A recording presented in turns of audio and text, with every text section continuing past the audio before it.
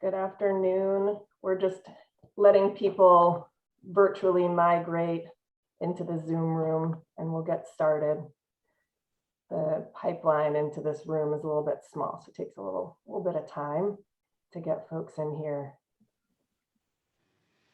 We're so happy to have everyone with us for the November offering of the Gender Equity Education Series here at the Lerner College of Medicine. I'm Ann Doherty. I'm the Director for Gender Equity here at the Lerner College of Medicine. And I'm so pleased to have our third and final installment looking at the impact of COVID on our community. This session, we're going to be talking about how some of our leaders navigated this uncharted territory. And I'm really excited that we have folks from the university and from the medical center talking about their experiences, making important, crucial, and very difficult decisions at the beginning of the COVID-19 pandemic. I want to let everyone know that there is a link that you can use if you have suggestions for topics to be covered or speakers for the Gender Equity Education Series or other comments about the Gender Equity Initiative. I'm going to have Tiffany put that in the chat for everyone. So please feel free to reach out. And if you do have feedback or thoughts or you want to be involved, there's lots of work to be done. So please reach out to me. And we'll get you involved. One quick note I want to make is that we are accepting nominations for the Executive Leadership and Academic Medicine program, or ELAM. This is a leadership program. It's highly competitive, and each medical school can nominate one or two women faculty who are at the associate professor rank or higher who have leadership aspiration. If you have more questions, reach out to myself. There are nominations that are due to the nominating committee by November 15th, and we'll send out additional emails. But if you want to search your email, look for ELAM or ELAM coming from the dean's office. I also want to acknowledge Dean Page, who's here with us today. It's absolutely critical that we have leadership engaged in this move towards gender equity. And we have a great ally in Dean Page. So thank you so much for being here. Thank you so much to you, Dr. Doherty. I'm just here to thank the audience in attendance. We have a good showing, and I think that's wonderful. And to thank the speakers. I'm here as a supporter, as an advocate, as an ally. And now I'll turn my camera off and get to attend and learn from the speakers here today. My thanks to you, Dr. Doherty, for arranging this session. Thank you so much. And as we did in our last session, I'm starting this small installment called LCOM Faces of Gender Equity. And so I'm asking folks who I know are involved and interested in gender equity to talk a little bit about what they're doing in their sphere of influence to contribute towards equity and inclusion. And so I've asked Dr. Deborah Leonard, Chair of Pathology, and Laboratory Medicine, to come and share with us about what she's done in her own department and sphere of influence. So please, Dr. Leonard. Thanks, Dr. Doherty. You also asked to share a bit of my journey, and so I am a woman and a chair. I'm a molecular pathologist, and I'm first generation college. So I was the only female MD Ph.D. student in my class and only the third one in the program. And I had my first child in the middle of my PhD, which certainly was a first for the program, and the second, my second son in my first year of residency, which fortunately my chief resident, who called to say, "What do you want your first year scheduled to be?" already had a child and was a woman. So it went over a little better than I had expected. And I also want to share that I applied for a chair position when I was an assistant professor. So much for mentoring and advising and understanding the academic medical system. It is so important that we advise and mentor. And so what have I done around gender equity? You know, I learned about gender equity over the course of my career because I grew up in a household where I was told I could do whatever I set my mind to. And it didn't occur to me that there might be barriers to that. So gender equity in pathology and laboratory medicine, we have worked as a team to basically stop the leaky pipeline that occurs for women in academic medicine. We've taken a number of approaches. First, for all faculty, creating salary transparency and equity. Also, providing leadership development and leadership roles for women and men. I mean, anyone in the department. And also to keep asking if women particularly are interested, because women early on in their career, when they clearly are taking more social responsibilities for their family and balancing a career, may not feel that they have the time. It does not reflect that they don't have the interest. And so as their kids grow up, as they have more ability to take on leadership roles, we continue to ask. And then also providing part-time and full-time flexibility. And so we allow our faculty, especially the women faculty, to, and in fact, the women faculty tend to use this more, as well as our more senior faculty tend to use part-time status more, either as they're heading toward retirement or as they're trying to handle personal and professional responsibilities. And so what we have achieved is actually very fun in my department, because usually what is seen is men are fairly equally distributed across the academic ranks, and women are predominantly assistant professors, fewer associate, fewer full professors, and even fewer chairs, deans. And what we've achieved in the department now is approximately gender equity across the ranks in the department because of the efforts over the last 8.5 years. So why do I come to these sessions? I'm still learning how to create a more equitable environment for women. And I am grateful to Dr. Dougherty for her wonderful efforts in gender equity, in her leadership, and the great programs that she offers. So thanks. And I'm going to mute and turn my video off as well.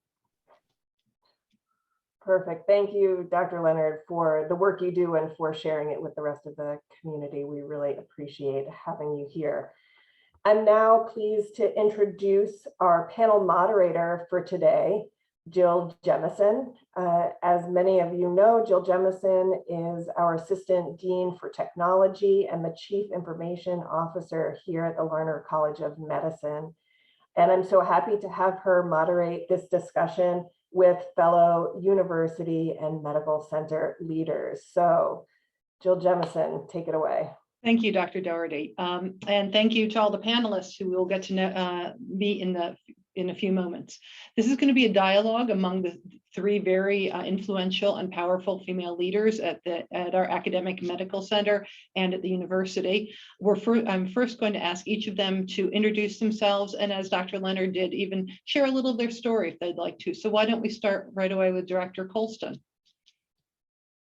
Greetings, everyone. It's such a pleasure to be here. I'm excited to think with everyone here, and I'm already learning just from the opening comments. So thank you so much. So my name is Beverly Colston. I use she, her pronouns. And I too am a first-generation college student, first-generation American. And I am very grateful, frankly, and about the role that education has played in my life.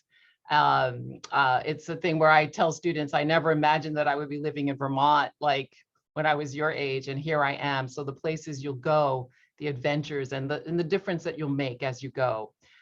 It is an honor for me to do the job that I do. I think that's the thing that I'd want to highlight to anyone is I feel that my job is almost a calling, that I have the opportunity to be of support, to empower students like myself, who were once like myself, to navigate this journey of higher education and beyond, and navigate their entire lives. I can think of no higher calling, and I'm frankly honored to be able to do work that I do here at UVM. Thank you. Thank you, Director Colston. Dr. Desjardins. Yes, good afternoon. I'm Dr. Isabelle Desjardins. I am the Chief Medical Officer at UVM Medical Center. I am a psychiatrist by training. I just applied to become professor at UVM. Yeah, I've been here for 20 years almost. I'm an immigrant, and I am one of those who won a green card lottery. So I also carry that as part of my identity. So happy to share my experience today. Thank you, Dr. Desjardins. Provost Prelock. Thank you so much. I'm delighted to be here. I'm Patty Prelock, Provost and Senior Vice President at the University of Vermont. I'm a professor in communication sciences and disorders and in pediatrics. I use she, her pronouns. I'm an administrator, a teacher, a researcher, a clinician, but more importantly, a mother and a grandmother, which are my greatest joys. My oldest son, I had in the middle of my doctoral program, just like Dr. Leonard, so it was fun to hear her experiences. And like Dr. Leonard and Beverly Colston, I am also a first-generation student, so I very much appreciate the opportunities I've had to be in leadership and look forward to the conversation. Thank you. So I'd like our panelists to think back all the way back to the beginning of the pandemic. So February 2020, March of 2020, when we were first learning about what was happening, when we were first seeing the dramatic impact it was having in all of our institutions, our communities, in our world. And I'd like you to reflect on when it was that you first realized personally how monumental this was going to be, and what those early conversations were, and how was your voice unique in that? So Provost Prelock, why don't you talk about the experience with the university community? Thank you so much. Well, I have to say, I knew that there was going to be an impact almost immediately when we were all told we had to go home. And so I had to think about, I see myself as an essential employee, and what should I be doing? So I felt this incredible sense of responsibility. We had to meet the education needs of our students and then the health and safety needs of our entire campus. And I was really challenged as we were making so many decisions in short order, all of which had very unique consequences. So I trusted the incredible team I had around me, from our Vice President for Operations and Public Safety to our Vice Provost for Academic Affairs and Student Success and Faculty Affairs. But as a leader and as a female leader, it was really important for me to remain calm and steady in my leadership, knowing that there was so much uncertainty and anxiety around the virus while navigating the changing rules and expectations at a local, state, and national level. I think I really worked hard at trying to stay focused on providing supports and training for our faculty so they could actually do their jobs. And then realized that as an essential worker, I should remain on campus. I felt it was critical to be ever present and available for the many at the university who had to keep it running and could not leave campus. I also was a healthcare professional, so I knew how to stay healthy and safe. And we had approximately 100 students who could not go home because they were international students or they didn't have a home to go to. So I felt this amazing responsibility to them. I also felt the stress of our female faculty and staff who had the added challenge of managing home responsibilities with children and other members in their household for whom they were providing care, knowing childcare was limited. And I was reflecting back on my own experience as a young faculty member, and I'm thinking, gosh, it would have been much harder for me now that my kids are grown. It's so much easier. So I would have to say it was a challenging time, but I couldn't be prouder of the work of all those around me, including our faculty, our students, and our staff. It seemed like we were all committed to the same thing. We wanted to keep safe. We wanted a quality education.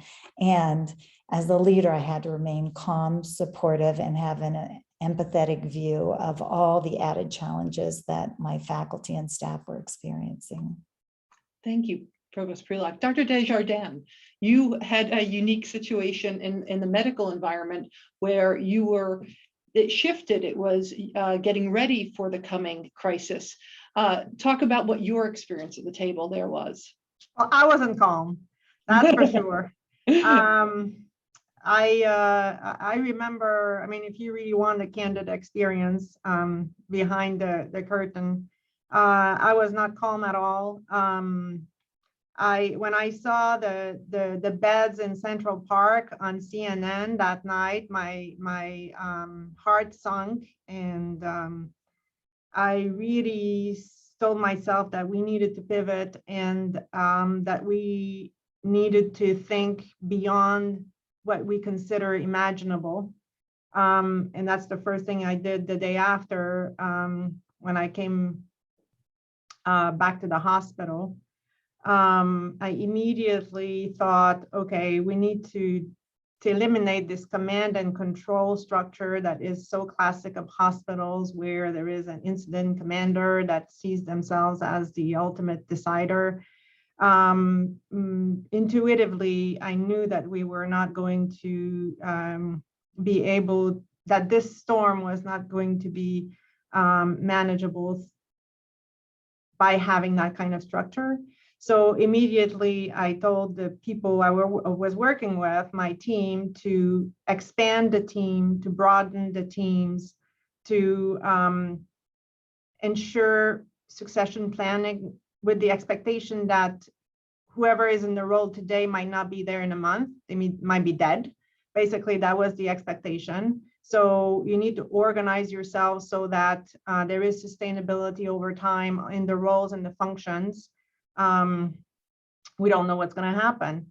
Immediately recommended to broaden the teams, to make sure that there is ongoing situational awareness. Usually you have a few people on calls, but we had meetings where we had 50 people on the call, 60 people on the call, and it's not like everybody on the call needed to contribute, but there was an element of situational awareness and sustainability of the collective knowledge over time that needed to be ensured at that point. It immediately also became very clear to me that the traditional ways of communicating were not going to be satisfactory to people, that we needed to over communicate. And not only did we need to over communicate, but we needed to be very transparent about our critical thinking. And I say our by my critical thinking, since I was the identified chief medical officer leader. And then finally, for me as a woman, it was very important to translate my humanity as a leader. And I think that that's also something that came intuitively during that moment of inflection, significant inflection point in the healthcare world. So leaning in and bringing one's humanity and vulnerability without thinking that this is a sign of weakness. Excellent. Thank you, Dr. Desjardins. Dr. Colston, you had a unique view within this very early in the crisis.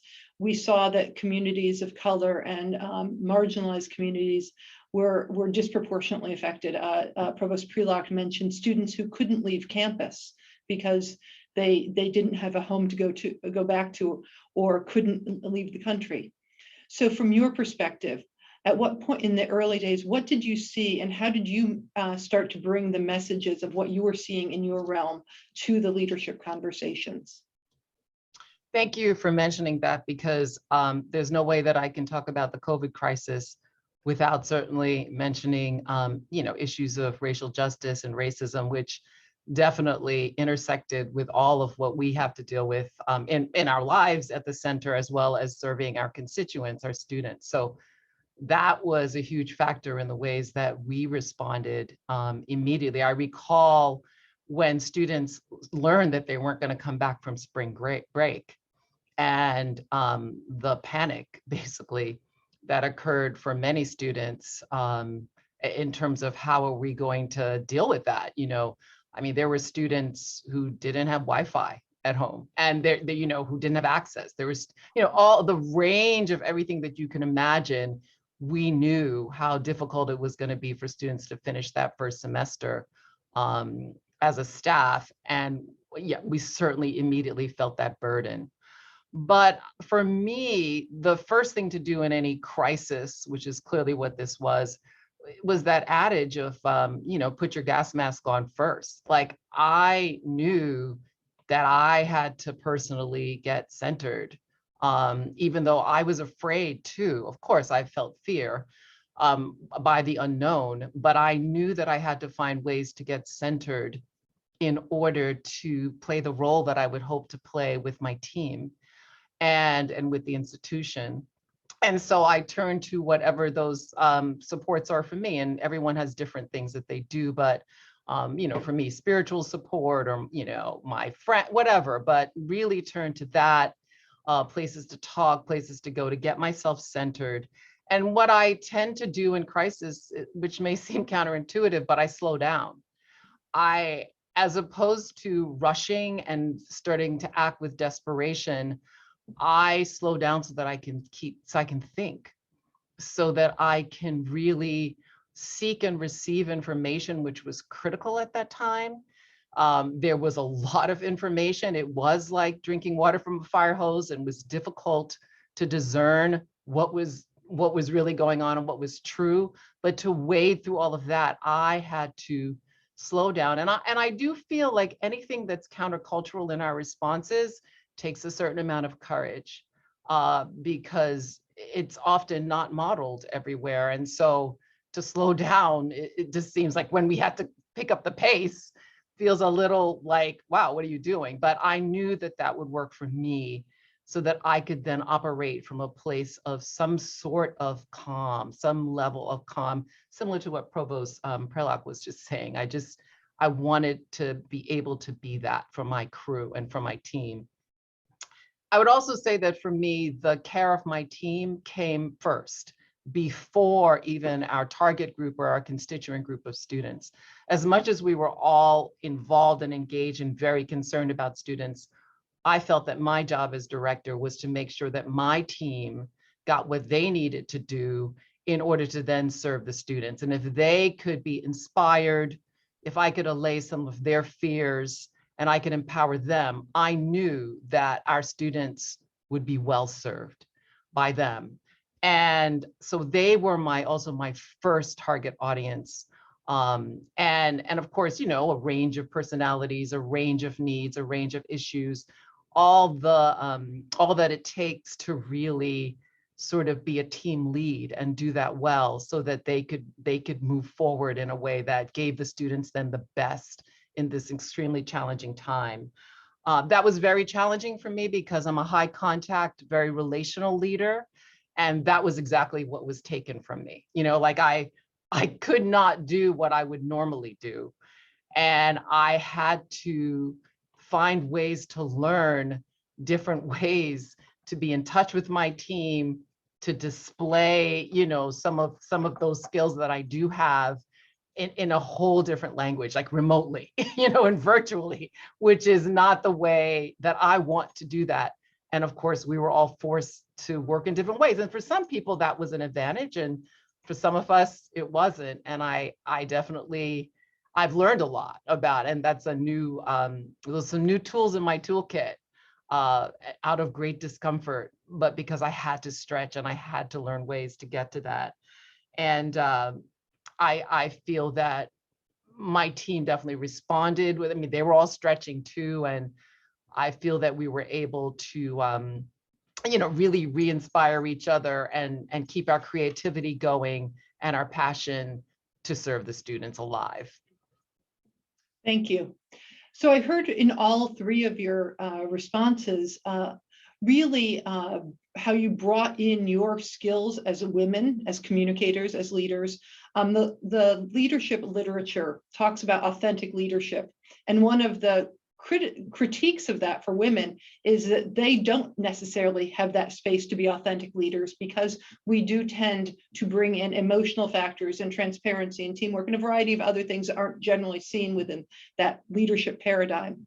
So all of you had the confidence in the early days to identify how you were going to connect with your team and put forward some values that were unique to you, who you are as women. What allowed you to do that confidently? And did you second guess your ability to do that? So maybe I can weigh in here. The beginning of this pandemic was both exhilarating and disconcerting at the same time. And the part of it that was exhilarating is that you didn't have a choice. There was no looking back. You have to just move forward. And that really, for me, was the immediacy and the life and death kind of reality that basically unleashed any potential disinhibition that I might have had before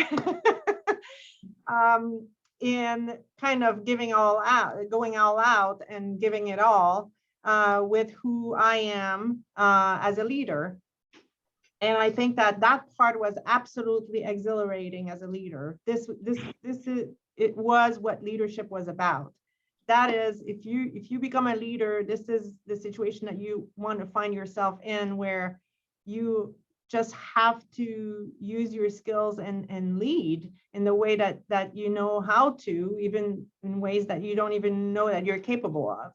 And I think that's this kind of urgency and the magnitude of the potential terror in front of us that at least motivated me and kind of allowed for that different tool set that I had to kind of blossom in some way.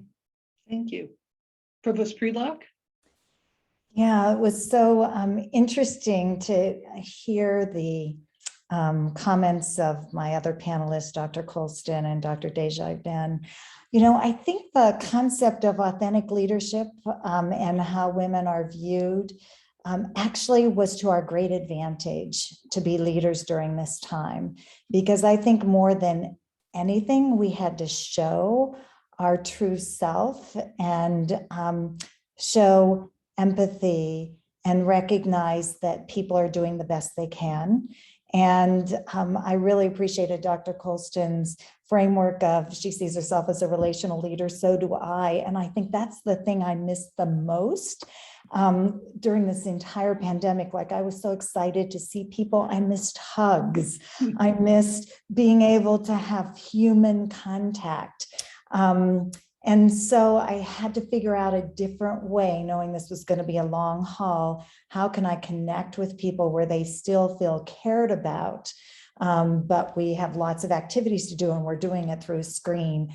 And Dr. Colston's always been my role model for staying calm in a time of challenge. And I feel the pain for Dr. Desjardins, because at a bigger level, she was actually seeing death in front of her every single day.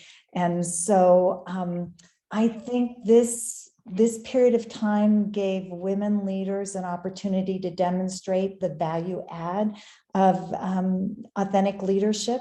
And I used some really important female leaders to support me, like, thank you, Jan Carney and Beth Kirkpatrick, who were my public health and infectious disease experts, who, these brilliant women, would be able to talk me through things when I was having to make decisions, and knowing that this was a long haul experience, that I really needed the people I trusted. And then the identity centers were really critical. So having Dr. Colston there to support our BIPOC students, and slowing us down and always thinking, here's, one step in front of us.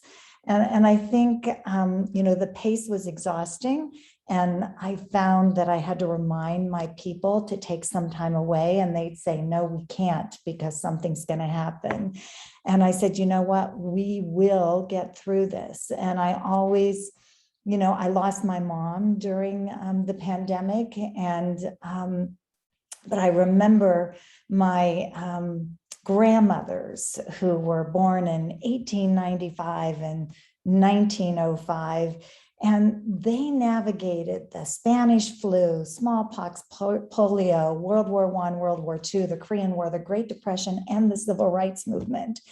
And they did it with almost no money, no formal education. And they raised their children to be successful contributors who didn't go to college either, but then their grandchildren did.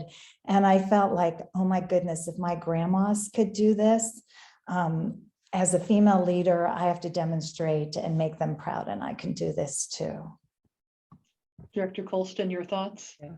Well, I love the link that Provost Prelock just made between the personal and the professional, because how to some great degree how some of the basics of how I'm operating professionally are also related to how you operate personally, and having a growth mindset and the resilience, that I know I learned about from likewise my mom and my grandmother, and also many other people in my community, both here at UVM and beyond, was definitely a factor that enabled me to navigate, like you asked, to how, to have the courage to navigate. I also feel that some of it is talking back to what people, it's countering, it's talking back to ways that people say things have to be done or should be done. And I think a lot of us with our identities as women, myself as a woman of color, my existence has had to engage with countering. Like I don't show up the way that some may say is the normative or whatever that is. And so this practice in being willing to do something in a different way and to take the chance to do that. And with that, then you can learn the confidence when you see and you learn that it works and that it can be an improvement even. And but you take the chance with support and with the wisdom of those whom you collaborate with, and do something a little different and do it a little differently. I also feel that we're in a learning institution here, and to learn is to grow, which is to change. And I love that. I love working in a place where I get to grow and learn and change. And so I feel that being being in this setting and sort of aligning with that kind of mission also helped me. It's to embrace change. Yes, I wish it wasn't like that. I wish it wasn't a crisis or that fast paced, but it was like, okay, I'm kind of up for this. I heard the excitement of Dr. Desjardins, sorry for my mispronunciation, but of just, this is this opportunity where you're going to really have to change and grow. And there's something about that is exciting for me too. Thank you. So now let's roll forward in time here a little. So let's think about when the realization came to us, maybe the end of the summer, the early fall, of this was a marathon, not a sprint. Other things were happening. I mean, goodness, we had the cyber attack at the hospital. We had the national political climate. We had the looming promise of the vaccines. We kept saying that there was going to be a new normal. I think that we've had to kill that phrase now, because I'm not sure there ever will be. So now think about that time and think about how your public face may have changed. How did you change your delivery, your demeanor? But also at that moment, how did you find space to meet your needs personally? Be it your self-care, the people in your life that depended on you, your relationships that were outside of work. So thinking about that second phase. Provost Prelock, would you like to start us off on that? Sure, thank you.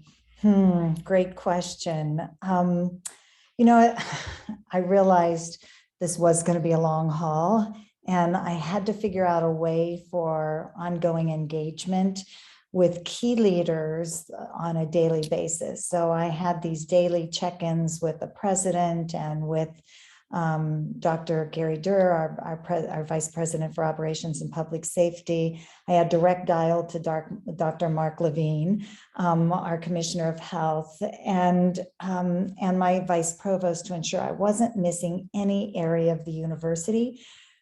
Always checking in on the needs of what do our faculty need, what does our staff need, what do our students need. So over communication, although I think we probably could have even done more, but we published weekly faculty digests to get the faculty community up to date. We did these team live events for students, families, faculty, staff. So there was some face-to-face connection. We did videos so that it wasn't just email. And I realized that, as I mentioned before, everything was going to change, and that there was a pace that different people could work at, and it may not be the pace that I would like people to work at, but that I have to be sensitive to the complexities of their roles. And so I was also working like 16 to 18 hours a day, and I realized I'm not going to help the university if I'm not healthy and well. So I have a wonderful partner in my husband who reminded me sleeping, eating, and taking walks and exercise, which are really important to me no matter what time of day, that I should do that. And I did it, or FaceTiming or Skyping with my grandchildren to remind me why I'm doing what I do. And I taught during this time and continued to do whatever research we could through telework. So I didn't forget what it was like to be an academic. And so I could experience what our faculty were experiencing. And I was fortunate that my husband made lunch for me every day, or had dinner for me when I came home, no matter what the time of day it was. He actually started driving me to work so I could work on emails and get things done. And I realized not everybody has that capacity. So I felt really fortunate that I was able to do that. And then I made sure that I tested every week. And I modeled and followed all the health requirements that I was expecting everybody else to follow. Thank you. Director Colston, what about you? How did you take care of Sure. yourself? Yeah, I mean, self-care was really tough to do. It was an unbelievable time in the middle, the long middle that we've been going through. I definitely committed to exercise. I definitely committed to my friendships and making sure that I would see people. And I know my family is pretty scattered. My kids live all over the country. And so we did do Zoom movies and Zoom gatherings. I mean, and it was kind of like I accepted that it wasn't going to be everything I really wanted, but that it was going to be good enough, and that the good enough was going to be all right. You know what I mean? It wasn't everything I wanted, wasn't the way I prefer it. But right now, you know what? This is good enough. No one's sick. Like, I was really grateful for a lot of things. I definitely practiced a lot of gratitude. Fortunately, I was able to do that in my family, because I know that wasn't true for many people that I do know. I also feel that with my team, we really embraced taking risks, and we were okay with failure. Like, it was a time we were learning together. We were learning how to do all this virtual programming, and things worked and things didn't. And I would say I learned a lot. My youngest team member led the way. Like, I certainly let her. Like, she's the most tech, happy, savvy, and she would be in the middle of a program. I learned from her things that I do now. She would be in the middle of learning how to do something while running a program, and would just ask people to wait while she figured it out. And I will never forget that, because I'm afraid to do that. I'm afraid to learn while doing the thing. I want to practice 24, know how to get it down. And she was jumping in, just doing it. And that has helped me now, because I'm more willing to do that because I saw her do it, and I saw that it can work and that people just wait patiently for you. And so I really embraced with my team during that time, taking risks together, learning from each other. And that is something that still helps me today. Thank you. Dr. Desjardins, so in the middle of it, in the crisis within a crisis that you faced, how did you shift into that mode? And then also, how did you take care of yourself? So Director Colston and Dean Prelock are very eloquent. For me, it was like one stressful day after the other. I just had to focus on getting up every morning, making my bed, which I had never made before. I made my bed every day. I had a very prescribed schedule for the food at night. So I went to the supermarket once a week, and I had my food preparation all set up so that I didn't have to think about that in the evening. Made sure that I exercise every day, and I realized I could walk while being in a meeting. And I also realized that it didn't need to be at every single meeting. So that was like the beauty of FaceTime and learning how to do contributions to meetings on Teams and Zoom. For me, it was really going back to basics, one step at a time. It really, I drew a lot from my experience as doing mountaineering and climbing at high altitude when there is not a lot of oxygen. You just have to control your own self in a very calculated way, and you have to also control your thinking process and your cognitive process so that you're the most efficient possible.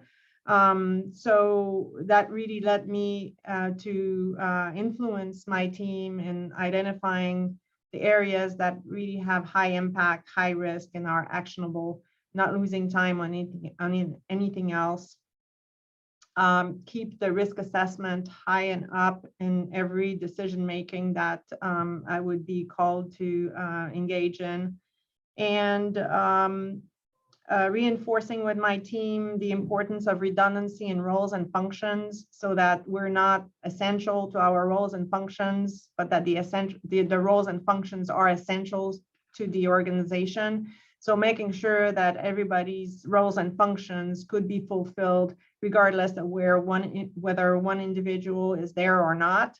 I ran my team that way so that I was able to take some time off, and also reinforce the urge to write emails after 5 o'clock and before 7:30 in the morning and during the weekends. So I learned the specific tools of Outlook to kind of trigger the emails at 8 o'clock in the morning on Mondays, so that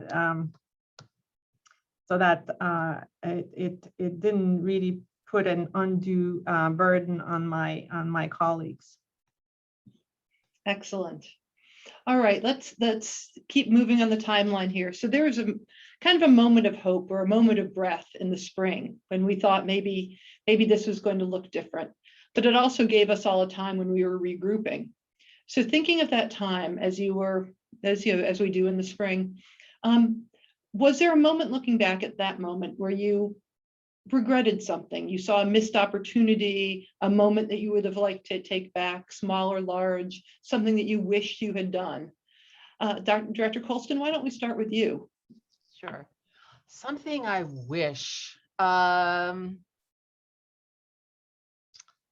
I wish that I had been able to earlier. I mean, I think at that point later on, I was able to really be able to name all the ways, some of the ways we were adapting, and really naming that, and helping my team realize that. I did that later on. I wished I could have been able to name it earlier. I mean, I couldn't, I didn't know myself. I didn't, but I feel that would have helped us realize that we were doing it. We were building the road as we walked it, if you will. But I think when we were so in it, I didn't have the consciousness to be able to say that. I started to do that later on. I would say, like, as things kind of calmed and we adapted, we shifted. Like we were comfortable working more virtually. We kind of did adapt, and we started to name those things, and we started to feel good about even the process that we'd been through, and even the difficulties and the discomfort we'd navigated. Like we really did learn, and we really got this. And I don't think I could have done it earlier, but I saw the benefit to my team when I was able to do that later on. I also love something that Dr. Desjardins was referring to, the ability to say no, like when you just said, yeah, I don't have to go to all those meetings. Like I don't really, like, there is a way to prioritize and figure out, initially you feel like you do have to go to everything, but as you figure out what really is necessary, what can I say no to, which is really necessary if you're going to prioritize. You have to say no to some things, and I really want to kind of boost that as something that is helpful in a process like this. Thank you. Dr. Desjardins, looking back, what would you have changed? What would you wish you'd have done? What did you regret, if anything? I'm still processing. Looking back, I'm still looking ahead. I'm just starting to kind of process the fact that this is not going to go away. And, we've had in the hospital the same amount of COVID positive patients that we had during previous surges, and we have to deal with everything else that accompanies the impact of the COVID pandemic in terms of people seeking healthcare for non-COVID reasons. So I'm still processing. At this point in time, the way I'm thinking about this is taking the long game and kind of don't sweat the small stuff, prioritize the resources and really drill down on what really matters, both for myself as an individual in my life, and also what really matters for the institution, and maximizing that. So yeah, that includes different changes to one's approach to every day. Thank you, Dr. Desjardins. Provost Prelock, looking backward, is there anything you would have changed, done differently, wished you had realized at the time? Well, I wish I would have talked to Director Colston and Dr. Desjardins more about how to say no. You're not going to attend certain meetings, and I am learning that strategy on Outlook of emails. But I've thought about this a lot, and I continue to think about it. There were so many decisions that had to be made in such a short period of time, and I wasn't the only decision maker. And so helping my group think through all the elements and hoping that I was representing what my portfolio would typically experience, I always felt like maybe sometimes I didn't have all the pieces. That's like Monday night quarterbacking, but I think if I had the time or if I went through it again, would I try and make the time to have smaller meetings or smaller groups who are at like a mid-management level to share with them the decisions that were coming down before it was announced to the broader community, so that I could help them kind of prepare their team for what was to come, and to make sure that they had the information they needed to really support their team in implementing or managing or dealing with decisions that were often very challenging during a time that was already filled with incredible uncertainty. So that's probably something I would have changed. Thank you. So now, final question here. Looking forward, so many of the people on this call watched you lead from afar. We were the recipients of your messages, of your communications. Dr. Desjardins, there was someone commented on your fantastic emails throughout updating things. So we watched and we learned. And as a woman, I value everything I've heard here, and I valued watching you do what you did during this crisis. What's the takeaway message for leaders, for women leaders in particular? What would you tell up and coming women leaders about what you learned and how they should step into their leadership roles, not only in a crisis like this, but what's that elevator pitch you tell these women? Provost Prelock. What a wonderful question. I think I would just share with female leaders, women leaders, that remember, we are a resilient, incredible species driven to survive and thrive. COVID may be here to stay, but I believe we will learn to live and grow in what I call not the new normal, but the next normal, and that they have an opportunity to use their servant leadership and their authentic skills to really support individuals who are going through this next normal with a variety of different experiences, background, and uncertainties, and that we have to be able to be okay with adaptation and not having all the answers. And I think my research with kids with autism has taught me so much about getting through COVID, that they are an extraordinary group of individuals who have figured out how to manage in a neurotypical world as best they can.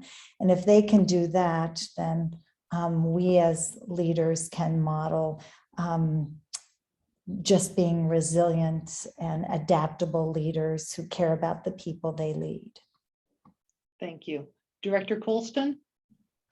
I'm really echoing what Provost Prelock just said in a lot of ways. That was marvelous. I think I would just add that, I mean, it has to do with the authentic leadership sort of conversation we were talking a little bit about in the beginning. So to just trust yourself as a woman, and and that it's fine, right? Do not discard any part of yourself or seek to say this part doesn't fit, or I can't bring this, I can't bring my emotional self, or, I have to sit on that. Like, don't do that. Like, that's all part of the power and the skill of who we are as leaders. And so bring it to your job, to your family, to all of what you do. And don't hide that light. And continue to do what we're doing here. Listen to other women, learn with and from other women, and hopefully that will boost courage, because I believe courage is essential in leadership. The courage to be authentic and to show up and to speak up with care and love, which is something that I think so many of us bring to the roles that we do. Thank you. Dr. Desjardins, your thoughts? Yes, I think that, leadership is not about authority. Leadership is about character. And leadership is about leaning in. It's about contributing. It's about doing what you sense is the best next step, whether you have the authority or not. Where you can influence. And I would tell everybody, don't wait until you're given permission, and don't wait until people ask you. And that's what I see a lot of women do. And they have a lot of talent, but they don't lean in.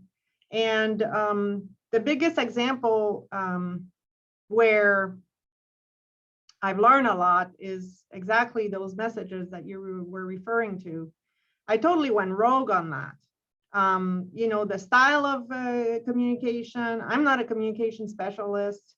I've never done this in my life.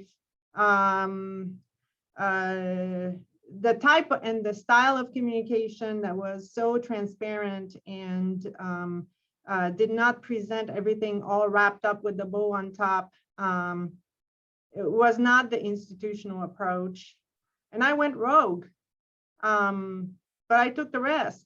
And I knew it was the right thing to do. It was the right thing to do for me. I was doing it for me more than anything else. I'm glad everybody else enjoyed it. But that's just the best example, at least in my experience, of just having courage, leaning in, and don't wait until people ask you. Well, thank you very much. This has been a wonderful lunchtime. I feel like I was privileged to have lunch with 3 amazing female leaders and learn from you. And I imagine our 65 participants and many more who will listen to it will feel the same way. So thank you for your time, your insights, your authenticity, and your leadership. And I hand this off to Anne to have a few last words. Wonderful. Thank you so much, Jill Jemison, for moderating that great discussion. This has been really a wonderful hour for me. I also feel like I got to sit at the lunch table, even though I was quiet. Thank you so much to Director Colston, Dr. Desjardins, Provost Prelock, for giving us a glimpse into their leadership style and their reflections, but also for being the leaders and for willingness to open up. We really appreciate you through this whole process. I also want to say special thanks to the Education and Professional Development Working Group from the Gender Equity Steering Committee, Leanne Holterman and Joe Conant, who co-chair that group. Tiffany Delaney, Tammy Candido, the ODEI Dream Team, ComAV, for all of their support. Thanks, Bruce Kimball. Our next event is super exciting as well. We just have so many good events this year.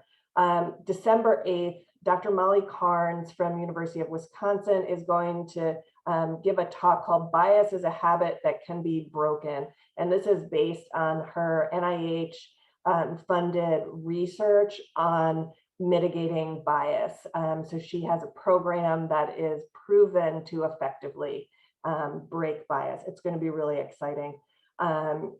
What else? Oh, ELAM, make sure that if you know of women on our faculty who have leadership aspirations and who would be great candidates, tap them on the shoulder and tell them to think about it. November 15th, we need to have nominations in. I think that's it for housekeeping. We hope to see you on December 8th. Thank you all and have a great rest of your day.